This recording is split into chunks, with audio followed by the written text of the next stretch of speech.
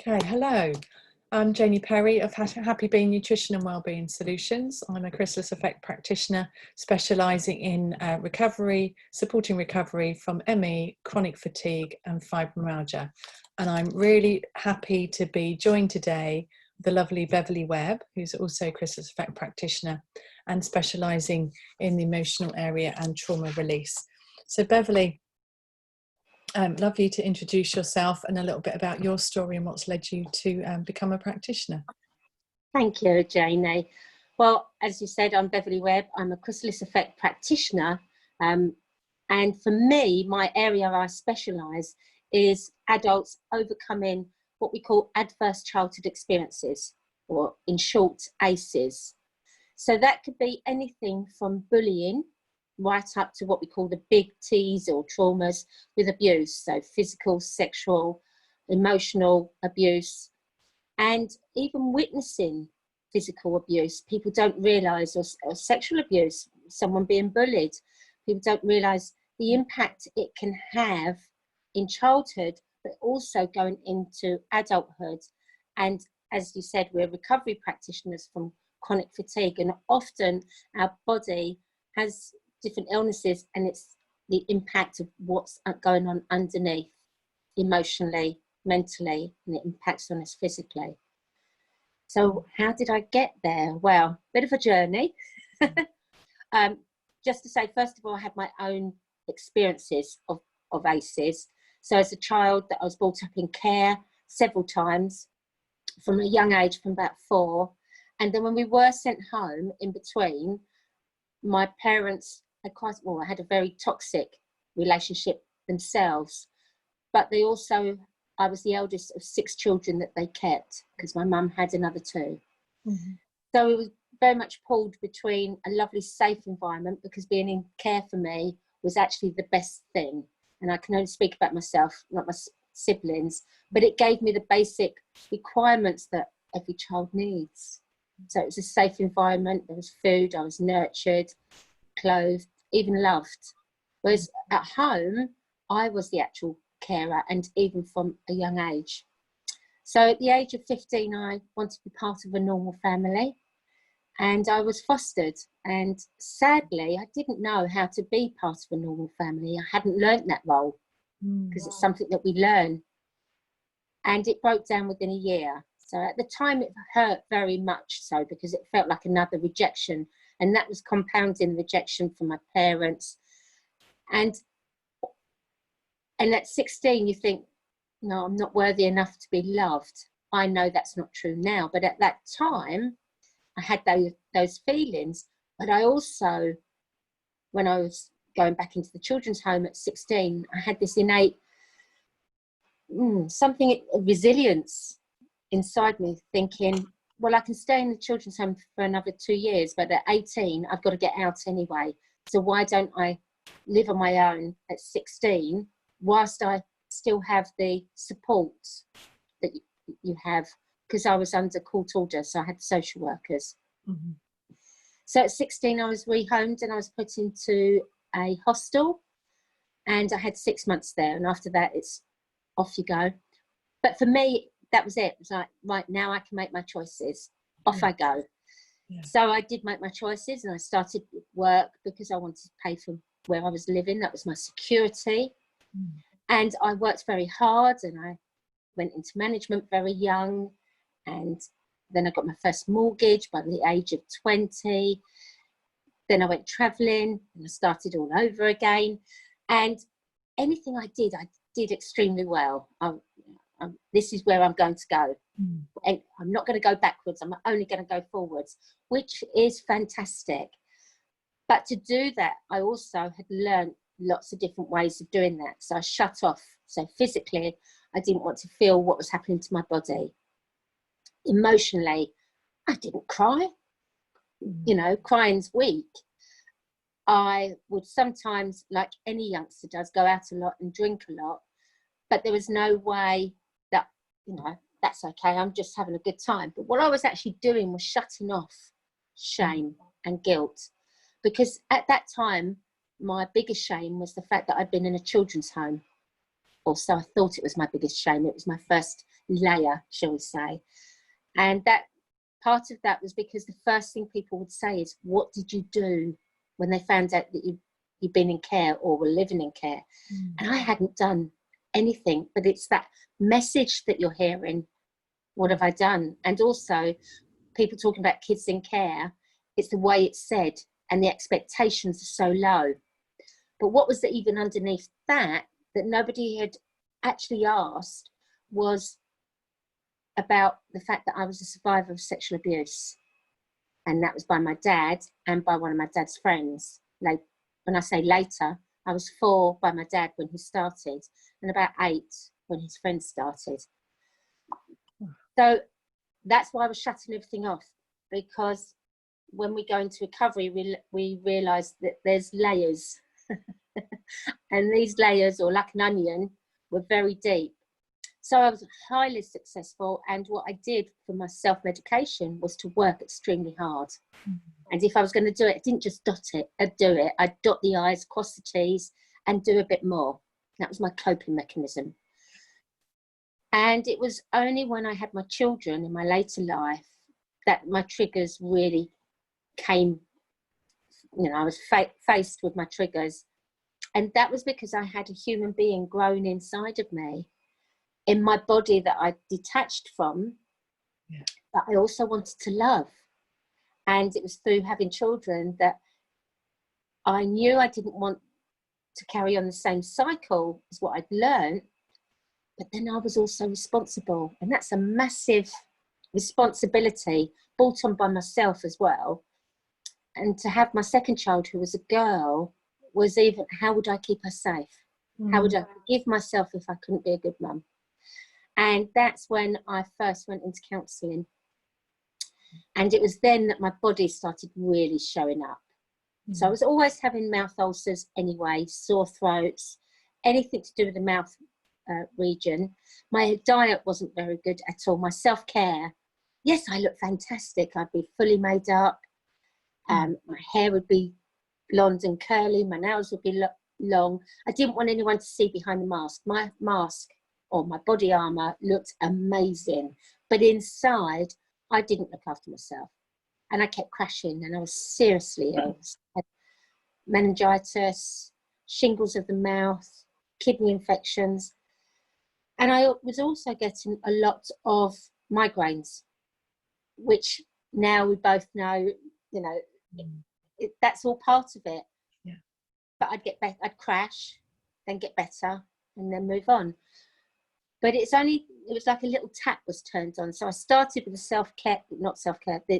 the searching inside and looking. But it was only when I went to a chemist with a prescription at one time that he introduced me to anything homeopathic and told me that my migraine started from my stomach and to take these psyllium husks.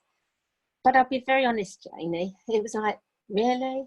That's all a bit woo. The NHS doctor, he gave me these tablets and that's going to make me better. Yeah. And I did yo-yo for years. You know, I had different tests and I'd take them to the doctor and the doctor would say, no, ignore that. We don't do anything like that. So I really did start looking into the gut, so the physical side, but also the emotional side. And I didn't understand a lot. But I started also helping and supporting other survivors of sexual abuse and signposting them. And in my own work, I was always a manager, and later on I had my own business, and it was always about enabling others.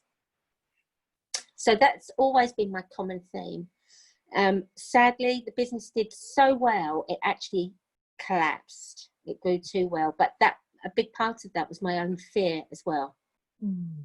Fear of success, because what I'd actually dreamed is actually happening, but I wasn't used to that, and I didn't know how to be vulnerable and ask for help. You know, being vulnerable, that's a very difficult thing, because as a child, for me, being vulnerable meant being unsafe. Yeah, I can see that. Beverley, you've had a huge journey, haven't you? Yes. Yes. Lots of trauma there.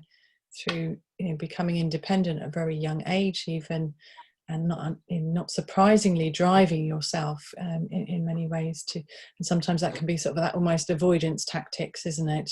Kind of we sort of see as practitioners and specialists, you can kind of sometimes see those habits, those behaviours that sometimes lead to people crashing and getting very ill, and it's often what's below that surface, what's underneath the iceberg that needs to be addressed. So you've touched on vulnerability there. So how did you sort of, I suppose, find your own balance to that vulnerability, and how do you sort of work with that with clients now? Well, first of all, it was probably one of the hardest things to learn, as I said, and that word self-care.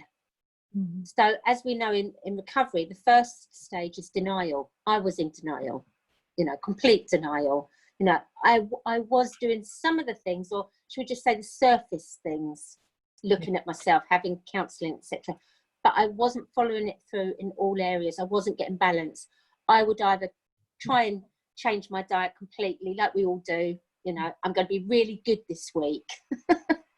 And I'd be really good, and then when you crash, you really crash down. And it was highs and lows. Yeah. And that's where I'm very passionate with what I do. And it was only when I first saw the effects, you know, on a screen years ago about ACEs, that I knew that, oh, hold on, you know, this is going to impact my life. If I don't change this, how do I change it? And it's through all my studies as well, and with the Chrysalis effect, that has enabled me to use my own experience, but be able to show and give examples, you know, scientific examples as well about balancing. Because even if we have a real great high, that's fantastic, but we still get the delayed effects of that as if it was a complete low, and that's with our adrenaline, because our adrenaline system is keeping us safe. And I was living in what we call sympathetic mode, or hyperarousal, always aware just in case. So when I work with my clients, when we work right back from the basics, we go back to the basics. So we don't go back to the trauma, because everybody's experiences will be very different. So you'll have experiences that are different to mine, but maybe because we've both been in recovery, it's the effects of the trauma, it's how we've learned to deal with that is what we look at, our learned behaviour. Yeah. So first of all, we're looking at our relationship in different parts. So our relationship with food, our relationship with money, our relationship with movement, our relationship with ourselves is there, but most of us want to do everything else first, which is fine, because we're learning. Yeah. And it's the hardest thing is learning to let go a bit, so to relax.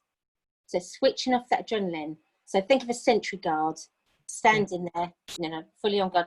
What you're saying is like, you can relax a little bit. Really? Yes, you can. And it's reassuring yourself and taking steps to reassure yourself, I'm safe. But it's also about the language that you use to yourself. So you can imagine that can be very, very, very difficult to learn. And for some people as well, part of that, it can be traumatizing a little bit to do that, because you're unlearning everything you've learned to keep safe, but you've learned the tools to an extreme, or what we sometimes call an A-type personality. So now I always, through different exercises and techniques, I show my clients about the emotional cup, and we look to keep it balanced. That's not that life is always a straight path, or we can't do different things sometimes, like have a drink sometimes and enjoy it, but we're able to sit still with ourselves and relax. Wonderful. So Beverley, how do you sort of help and support your clients? I know you're doing amazing work in this area, and you know, really niching in this trauma area, which is so valuable. And it is very, very sad to hear. I know from my nutritional clients and specialist clients that I have, hearing stories of abuse isn't uncommon. It's not every client, but it certainly isn't uncommon now after 10 years of practice. So I know you're doing wonderful work in this area. So how do you really work with these clients to help them to overcome this fear that must just be in their system? Well, first of all, it's stopping the silence, because the silence exacerbates it. And as we know, the core of trauma doesn't have a voice. And that's why often survivors have problems with their throats, their mouths, even their chests.